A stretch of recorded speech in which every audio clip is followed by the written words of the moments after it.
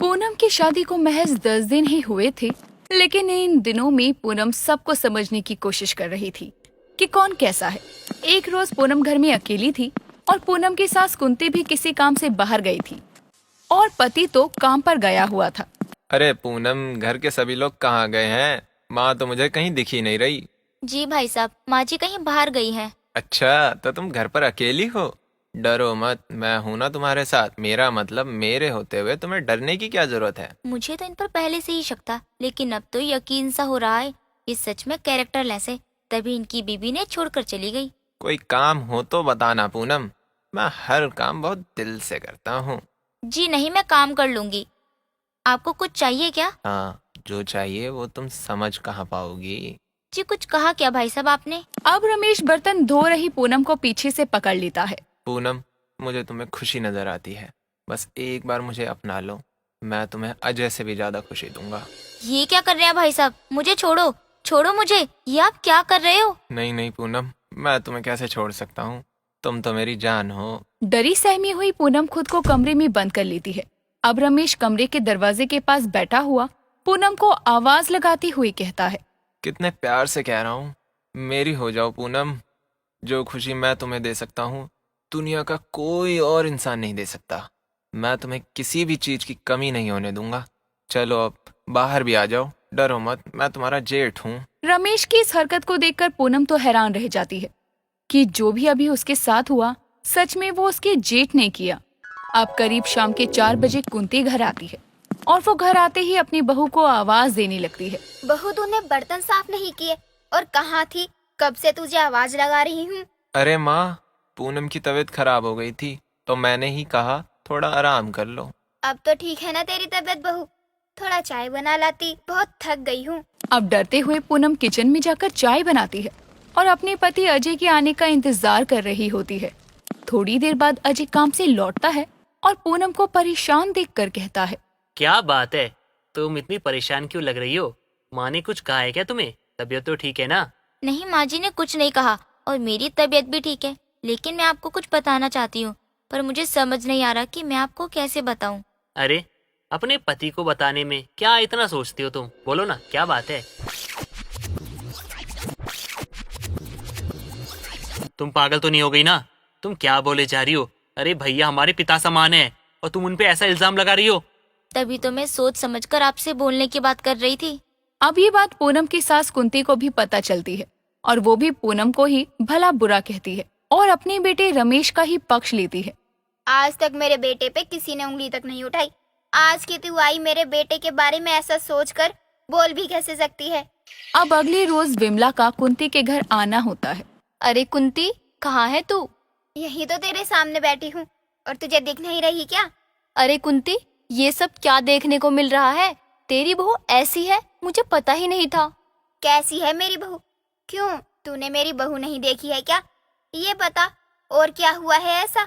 देख घर के बाहर जाकर, जवान तो जवान, बूढ़े तो दीवाने हुए पड़े हैं तेरी बहू की पतली कमरिया पर।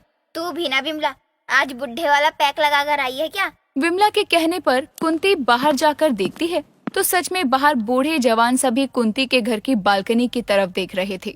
देख लिया ना अपनी इन आंखों से, क्या कर रही थी तेरी बहू कपड़े डालने के बहाने। अरे कुंती, मैं तो पहले ही कहती थी इसकी चाल चलन कुछ ठीक नहीं है, लेकिन तू है कि मेरी बातों को मानने के लिए तैयार ही नहीं थी। हे राम, क्या कमी रखी है मेरे बेटे ने इस करमजली के लिए? जो कहती है वो सब करता है, लेकिन इसे एक पल को भी लज्जा नहीं आई कि घर परिवार और मेरे लल्ला की कितनी बदनामी हो रही है। माँ जी, आपको याद नहीं मुझे आपने उस दिन क्या कहा था? जैसे माँ बाप होंगे वैसे ही सीख कर आई होगी। तू किस जन्म का बदला ले रही है? बहू, ये सब मत कर, मेरे बेटे को बहुत बदनामी होगी। अब अगली रोज देर शाम एक लड़का कुंती के घर का दरवाजा खटखटा रहा होता है। अरे ओ फूलचंद नाई का बेटा, यहाँ क्या लेने आया है? अरे अम्मा, आपकी बहू नहीं दिख रही है? जरा एक बोतल पानी में लगा, एकदम चिल्ड वाला। हाँ हाँ, क्यों नहीं। तेरी अम्मा ने यहाँ फ्रिज जो ला कर रखा है। अरे माँ जी, क्यों चिल्ला रही हो? बेचारा पानी ही तो मांग रहा है, दे दो ना। रुको, मैं अभी लाई। अरे भाभी, ये तो बहुत ही ठंडा है, कुछ भी कहो, मजा आ गया। जाता है या झाड़ू खाकर जाएगा? भाभी के हाथ का तो जहर भी चलेगा। क्यों भाभी? तू ऐसे नहीं मानेगा। रुक, तुझे अभी बताती हूँ। और बहू तू चल अंदर। भाभी कल फिर आएंगे। अभी तो आपकी जो बुढ़िया अम्मा है ना, ये तो खिसियाई हुई है। अरे बीपी बढ़ गया तो कहीं ऊपर ना निकल जाए तो आपको दिक्कत होगी। उस लड़के के जाने के बाद ही विमला की एंट्री होती है और जैसे ही कुंती की चप्पल उस लड़के पर वो फेंक कर मारती है, वैसे ही वो चप्पल विमला को जाकर लगती है। सत्यानाश हो, किसने ये चप्पल मेरे मुंह पे दे मारी? लगता है पूरा चप्पल का निशान बन गया है मेरे मुंह पर। अरे रे विमला, तू भी ना कितनी गलत समय पर आई है। वो तो मैं उस फूलचंद के बेटे को मार रही थी तो तू बीच में आ गई। क्यों, क्या हुआ?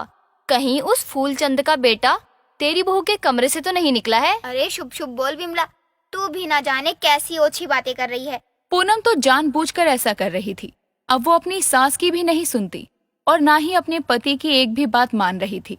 लेकिन उसे रमेश का भी सच सबके सामने लाना था ताकि उस पर लगे हुए झूठे इल्जाम उस पर से हट जाएं।